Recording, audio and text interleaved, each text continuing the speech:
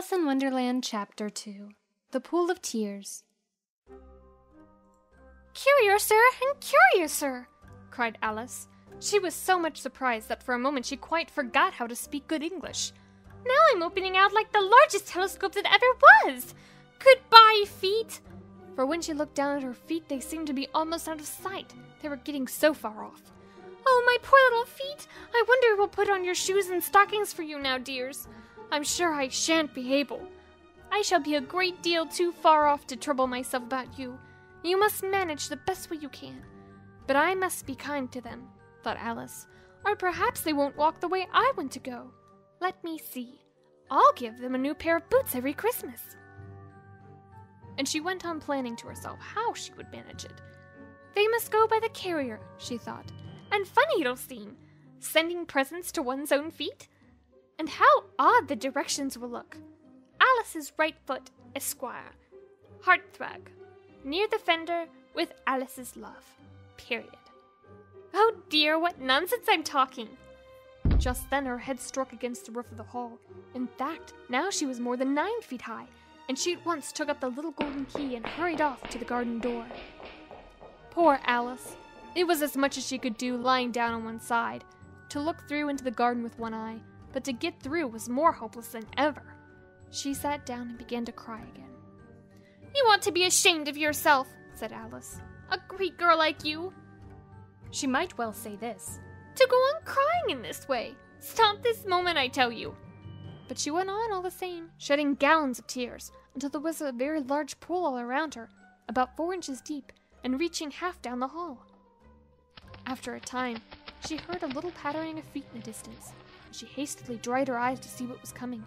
It was the White Rabbit returning, splendidly dressed, with a pair of white kid gloves in one hand and a large fan in the other. He came trotting along in a great hurry, muttering to himself as he came, "Oh, the Duchess! The Duchess! Oh, won't she be savage if I've kept her waiting?" Alice felt so desperate that she was ready to ask help of anyone. So, when the rabbit came near her, she began in a low, timid voice, "If you please, sir." The rabbit started violently, dropped the white kid gloves and the fan, and scurried away into the darkness as hard as he could go.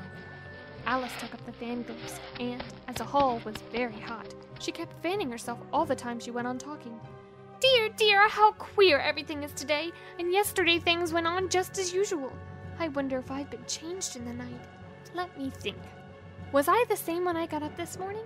I almost think I can remember feeling a little different. But if I'm not the same, the next question is, who in the world am I? Ah, that's the great puzzle." And she began thinking over all the children she knew that were of the same age as herself, to see if she could have been changed for any of them. "I'm not sure I'm Ada," she said, "for her hair goes in such long ringlets, and mine doesn't go in ringlets at all. And I'm sure I can't be Mabel, for I know all sorts of things, and she knows very little. Besides, she, and I'm I, and oh dear, how puzzling it all is. I'll try if I know all the things I used to know. Let me see. 4 times 5 is 12, and 4 times 6 is 13, and 4 times 7 is... Oh dear, I shall never get to 20 at that rate. However, the multiplication table doesn't signify. Let's try geography. London is the capital of Paris, and Paris is the capital of Rome, and Rome... No, that's all wrong, I'm certain. I must have changed for Mabel. I'll try and say, how doth the little... And she crossed her hands on her lap as if she was saying lessons, and began to repeat it. But her voice sounded hoarse and strange, and the words did not come out the same as they used to. How doth the little crocodile improve his shining tail, and pour the waters of the Nile on every golden scale? How cheerily he seems to grin, how neatly spread his claws, and welcome little fishes in with gently smiling jaws. I'm sure those are not the right words, said poor Alice, and her eyes filled with tears as she went on. I must be Mabel after all, and I shall have to go and live in that poky little house, and have next to no toys to play with, and oh, ever so many lessons to learn. No, I've made up my mind about it. If I'm Mabel, I'll stay down here. It'll be no use putting their heads down and saying, come up again, dear. I shall only look up and say, who am I then? Tell me first, and then if I like being that person, I'll come up. If not, I'll stay down here till I'm somebody else. But oh dear, cried Alice with a sudden burst of tears. I do wish they would put their heads down. I'm so very tired of being all alone in here. As she said this, she looked down at her hands and was surprised to see that she had put on one of the rabbit's little white kid gloves while she was talking. How can I have done that? She thought. I must be growing small again. She got up and went to the table to measure herself by it, and found that, as nearly as she could guess, she was now about 2 feet high, and was going on shrinking rapidly. She soon found out that the cause of this was the fan she was holding, and she dropped it hastily, just in time to avoid shrinking away altogether. That was a narrow escape, said Alice, a good deal frightened at the sudden change, but very glad to find herself still in existence. And now for the garden! And she ran with all speed back to the little door. But alas, the little door was shut again, and the little golden key was lying on the glass table as before. And things are worse than ever, thought the poor child, for I never was so small as this before, never, and I declare it's too bad that it is. As she said these words, her foot slipped, and in another moment, splash, she was up to her chin in salt water. Her first idea was that she had somehow fallen into the sea. And in that case, I can go back to the railway, she said to herself. Alice had been to the seaside once in her life, and had come to the general conclusion that wherever you go on the English coast, you find a number of bathing machines in the sea, some children digging in the sand with wooden spades, and then a row of lodging houses, and behind them a railway station. However, she soon made out that she was in the pool of tears, which she had wept when she was 9 feet high. I wish I hadn't cried so much, said Alice, as she swam about, trying to find her way out. I shall be punished for it now, I suppose, by being drowned in my own tears. That will be a queer thing, to be sure. However, everything is queer today. Just then she heard something splashing about the pool a little way off, and as she swam nearer to make out what it was, at first she thought it must be a walrus or hippopotamus, but then she remembered how small she was now, and soon made out that it was only a mouse that had slipped in like herself. Would it be of any use now, thought Alice, to speak to this mouse? Everything is so out of the way down here that I should think very likely it can talk. At any rate, there's no harm in trying. So she began. Oh, Mouse, do you know the way out of this pool? I am very tired of swimming about here. Oh, Mouse. Alice thought this might be the right way of speaking to a mouse. She had never done such a thing before, but she remembered having seen in her brother's Latin grammar. A mouse, of a mouse, to a mouse, oh mouse. The mouse looked at her rather inquisitively, and seemed to her to wink with one of its little eyes, but it said nothing. Perhaps it doesn't understand English, thought Alice. I dare say it's a French mouse, come over with William the Conqueror. For, with all her knowledge of history, Alice had no very clear notion how long ago anything had happened, so she began again. Où est ma chatte? Which was the first sentence in her French lesson book.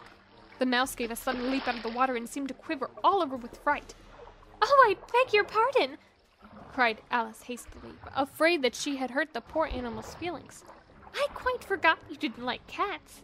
Not like cats, cried the mouse in a shrill, passionate voice. Would you like cats if you were me? Well, perhaps not, said Alice in a soothing tone. Don't be angry about it. And yet, I wish I could show you our cat Dinah. I think you'd take a fancy to cats if you could only see her. She is such a dear, quiet thing. Alice went on, half to herself, as she swam lazily about in the pool. And she sits purring so nicely by the fire, licking her paws and washing her face, and she is such a nice, soft thing to nurse, and she's such a capital one for catching mice. Oh, I beg your pardon, cried Alice again, for this time the mouse was bristling all over, and she felt certain it must be really offended. We won't talk about her any more if you'd rather not. We indeed, cried the mouse, who was trembling down to the end of his tail.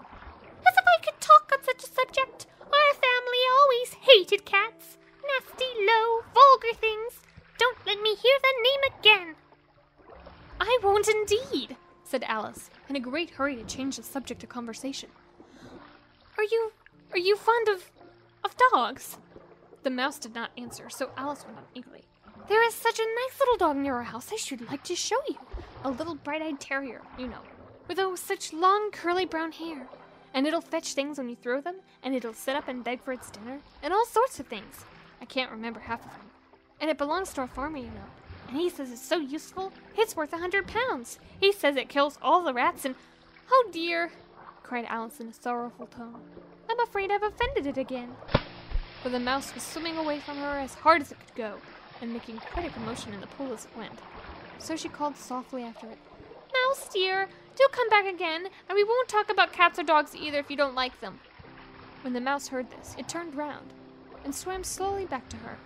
Its face was quite pale, with passion, Alice thought, and it said in a low, trembling voice, Let us get to the shore, and then I shall tell you my history, and you'll understand why it is I hate cats and dogs. It was high time to go, for the pool was getting quite crowded, with the birds and the animals that had fallen into it. There were a duck and a dodo, and a lory and an eaglet, and several other curious creatures. Alice led the way, and the whole party swam to the shore. Alice in Wonderland has been read by April Sadowski. Alice in Wonderland is a production of Nether Audio. Visit us online at www.nether.us for Out of This World audio.